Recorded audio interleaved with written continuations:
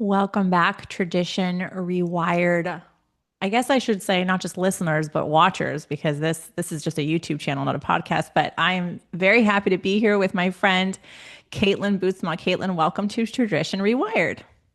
Thank you. I'm so happy to be here. Well, I'm so excited to talk to you, not just because, well, we haven't talked in a long time, and because you actually, is this your second book that you're publishing? It's my second book. Second book on Edith Stein. So I've been anticipating that book.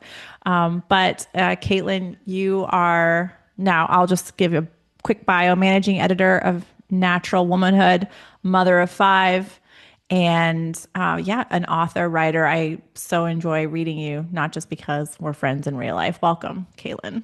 Thank you. I'm so excited to talk about Edith Stein. Obviously, she is not only a saint in the Catholic Church, but also just an incredible woman. Yeah. Yeah, she is. So we're gonna, release this in anticipation of her feast day, which is August 9th. And you've actually read a book of hers that I have always wanted to read but haven't read, which is Life in a Jewish Family. So would you, maybe briefly introduce yourself if there's anything else you wanted to share with our listeners, and also tell us about that book and who she is?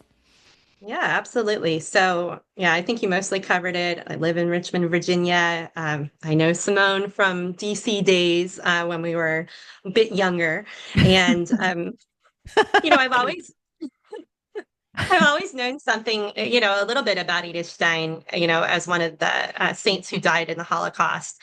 But I've been particularly interested in her partially because I have Jewish roots of my own. I didn't grow up Jewish. My dad didn't grow up Jewish, but he's half Jewish. And it always seemed like something that was in the background because culturally, he and I grew up Irish Catholic, but, it's not the whole part of our story.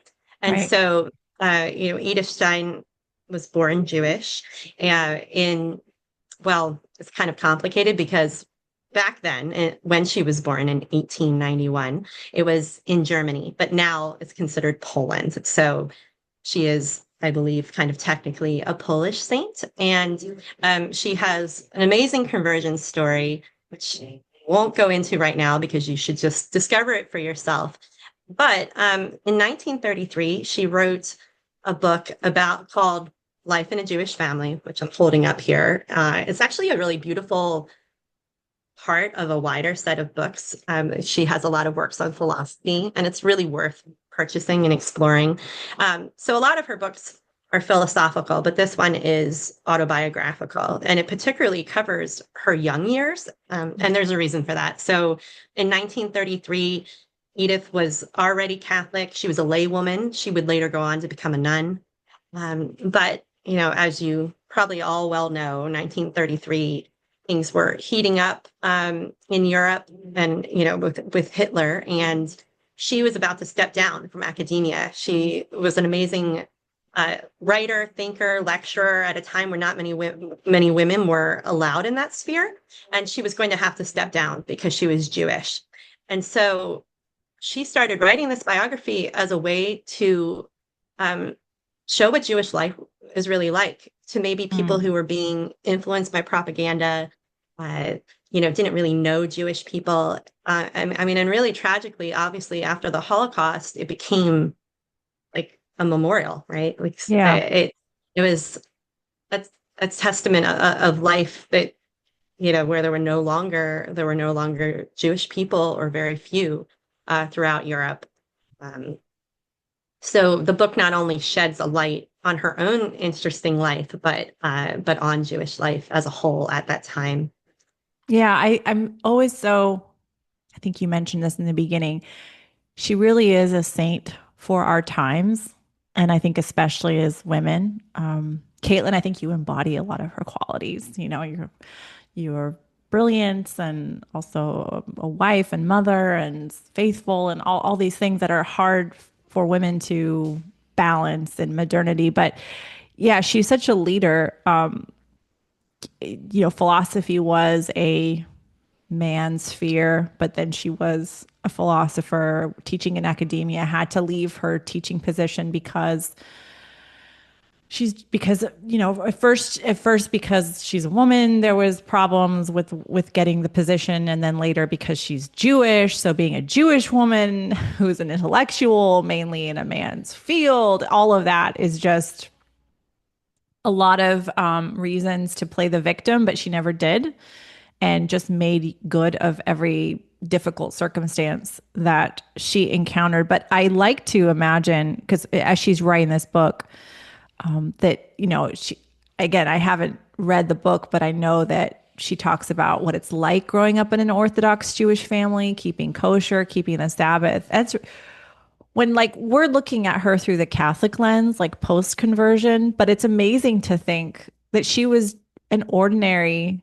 Jewish girl in Germany/Poland. And that's, I don't know, that's really beautiful for where my imagination goes when I think about her upbringing. I think she's also really helpful and relatable in that so many young people leave the church, become atheists or agnostics. And she definitely had that. She left her Jewish faith, I think by age 13 or 14, which, last I checked in Catholic church statistics, that is the average age people leave the church, at least mentally check out.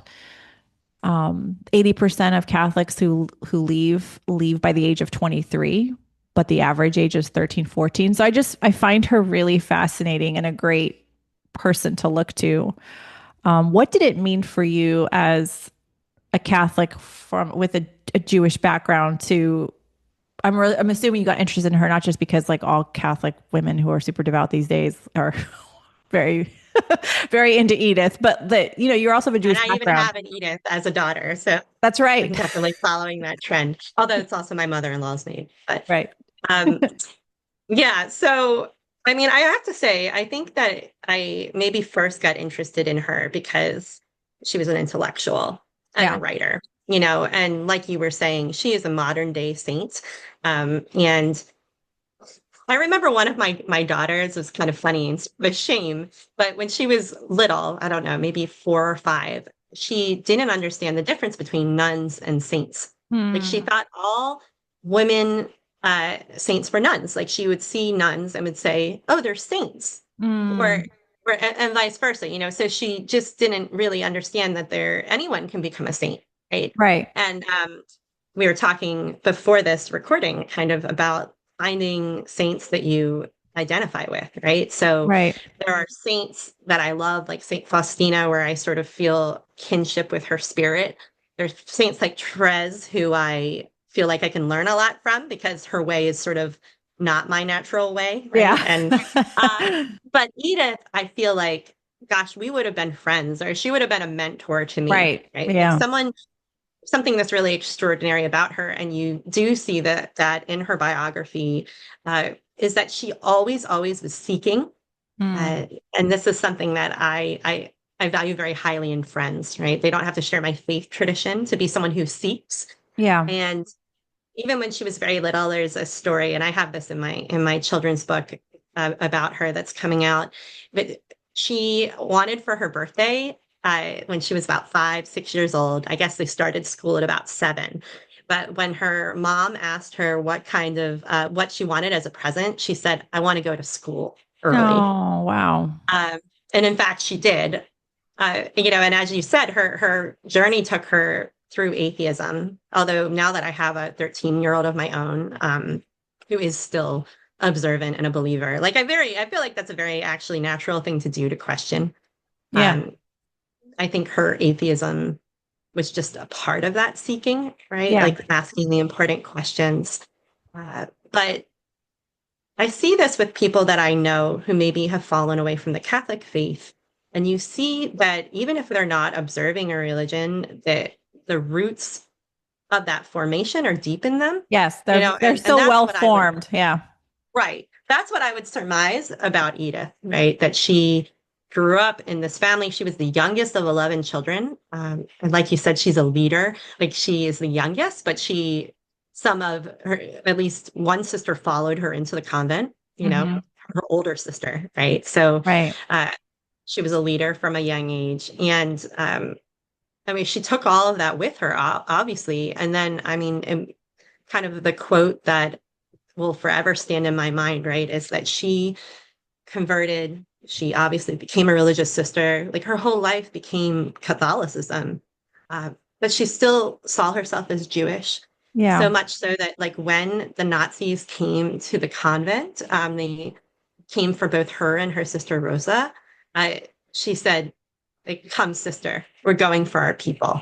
Yeah. Uh, so that was, she was still Jewish. And this is, as you said, a little bit part of my background. And I think what she has done for me is sort of open up these questions that I don't have all the answers to, right? Like, can can you be both? Can you Yeah. be many things? Which of course many Americans are, right? Yeah. Right. Right. Have Right. different heritages.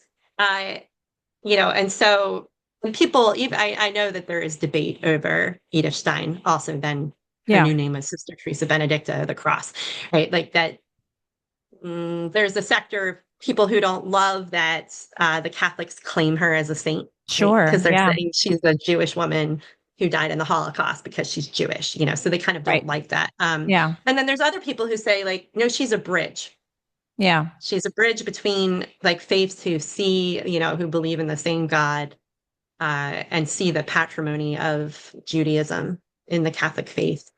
Um, and so for me, in that sense, just personally, I relate to her, right? Like, this is, Yeah. my, great grandparents back before World War II, came over because of persecution. Yeah. And actually, like, the story is, at least in one branch, that they changed their names when they got to the US. They were tired of being discriminated against, right? Wow. Like, my Ouch. great grandfather was Edward, but he was really Emmanuel, right? Like, that's, Oh, they changed the wow. spelling of their name. I didn't even discover that I was Jewish until I was a young adult. Oh, wow. And so, but yeah, I guess that's the question. And maybe the question for many people today, as obviously there's so much discussion about Judaism because of events in the Holy Land, because of the anti-Semitism growing here in our country and abroad. There's many, many people like me with Jewish roots. And, like, what does that mean for you and your understanding of what it is to be Jewish, but also what it is to be human? And I think Edith is a good place to start, right? Her life in a Jewish family. It Right. might be time for people to take a read. Yeah. Uh, I used to, that was all very beautifully said. Before entering this work of Jewish Catholic relations at Philos and Philos Catholic, I thought she was so important as a modern saint because of, like, progressive woke ideologies. I'm like, here's this woman who, could, be just so identity politics and victimhoody and, as a woman, as a Jew, as a, racism, sexism, all of that, but here she was, and all of these negative circumstances made her a great saint. And also just how difficult it is as a religious woman to navigate modern challenges. So there was so much relevance to her before I entered into the, like, specific work of Jewish Catholic relations. And I agree with you that I think the fact that John Paul II calls her the seeker of truth, I think when he canonized her, that right now when there's, like, AI and all these challenges and who's really reporting accurately and who can I trust, like, her to intercede for us as a seeker of truth, like, what is the truth right now in this situation, and help us to, like, have the Holy Spirit to see it very clearly. She becomes even more and more relevant to me. But I love everything you brought up. It's sensitive, right? As you mentioned, from a Catholic standpoint, of course, she's like perfect to me, right? A Jewish convert to Catholicism. She's, as the Pope said, spiritually we are Semites. It's not something that you have to, like, work hard at. If you really want to be Catholic, you got to be more Jewish, right? She already was Jewish who became a Catholic, so she just in her personhood embodies that. But if you're not a Catholic or a Christian, if you're a Jewish person, yeah, it is sensitive. It is painful. She wasn't sent to Auschwitz because she was a Catholic nun. She was sent because she came from a Jewish background. And if and a friend explained it to me this way for me to enter into more deeply about how this can be very sensitive and hurtful and maybe even out angering to our Jewish friends, that we're trying to build good relationship with is, if your best and brightest Catholic became a Muslim, and then the Muslims claim her and elevate her and rejoice in her and all of that. And you're like, wait a minute, you can't be Muslim and Catholic. You got to just pick, So I get it from the Jewish perspective that, wait a minute, like you got to pick. Are you Jewish or are you Catholic? Because you can't be both. But, Although it's not just a creedal, that's not the right word. No, a right. relationship based on a creed. It's and the Jewish people themselves see it that way.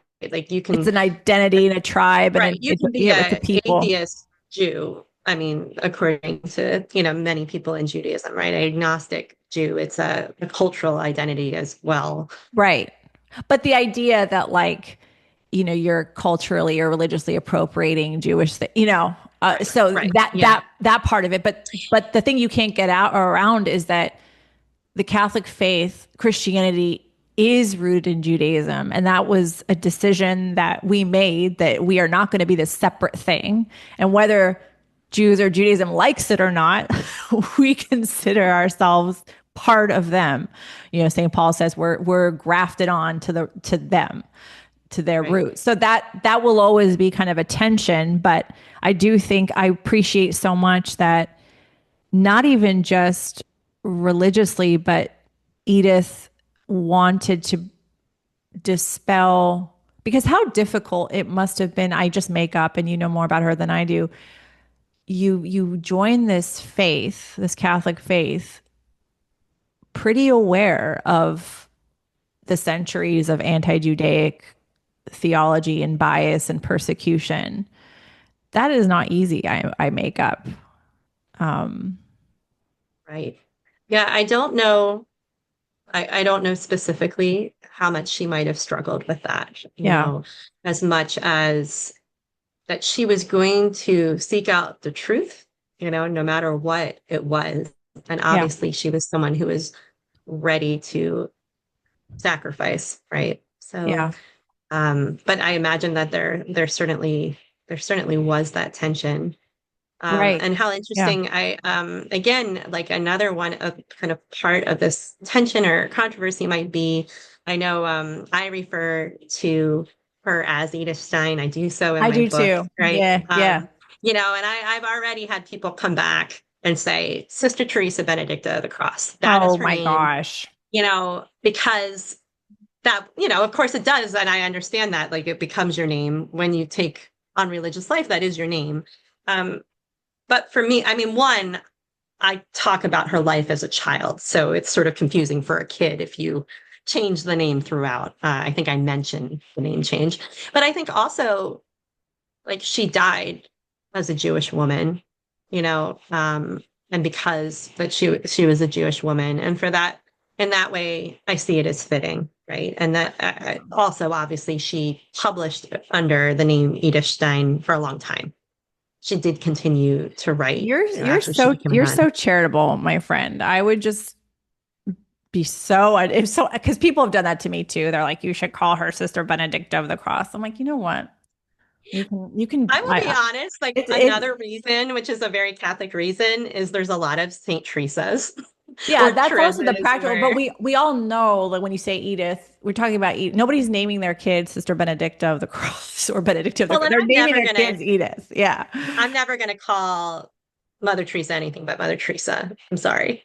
you know, Right. it's Because we all know her as Mother Teresa, but I feel like that's like a very like uh like I don't know, false piety. I don't think it's like coming from a good place. yes. People say that. I think that can be true. Although one person told me that because they were a Carmelite, like a third order Carmelite, and they identify with that name.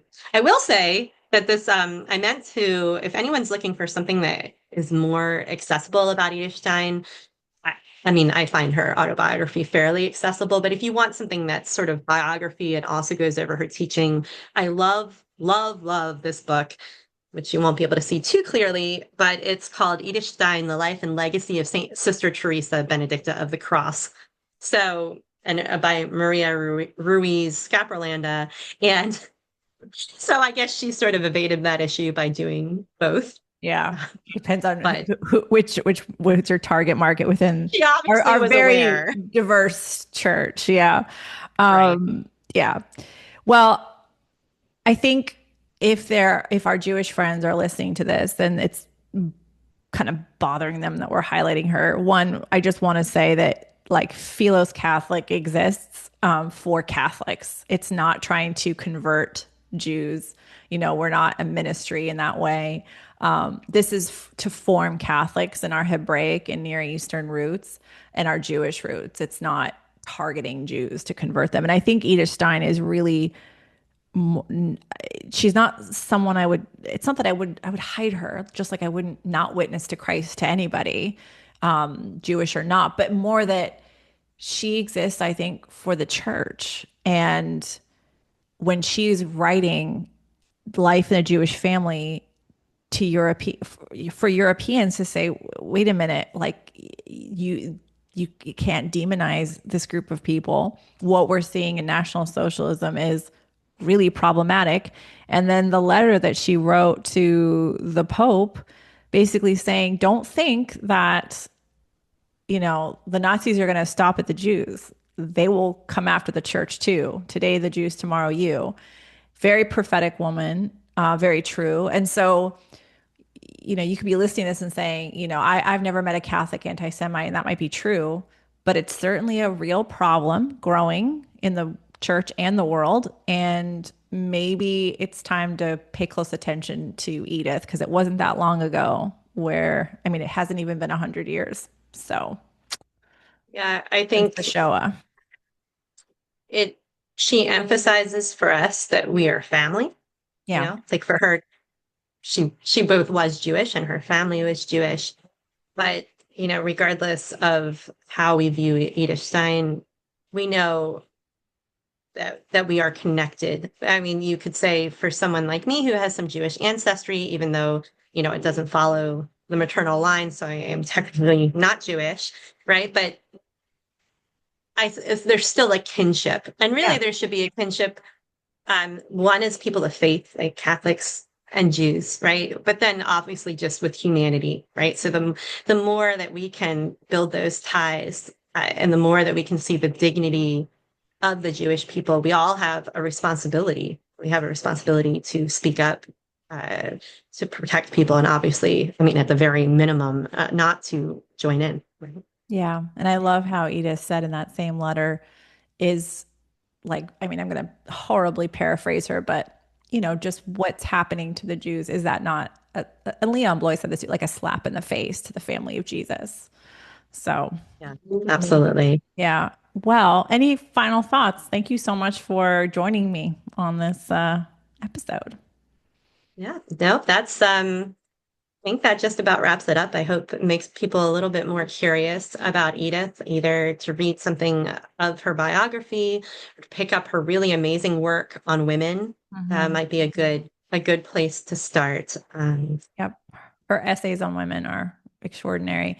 And Caitlin will have to link your new book. Congratulations on your book And on. it is controversially titled How Edith Found Jesus. So um, Okay. Well, Catholics should like that, and everyone else should just check it out. we're all Anyways. seekers of truth here, so you know, we don't need to cancel anybody. Thank you again, my friend. Thank you, Simone.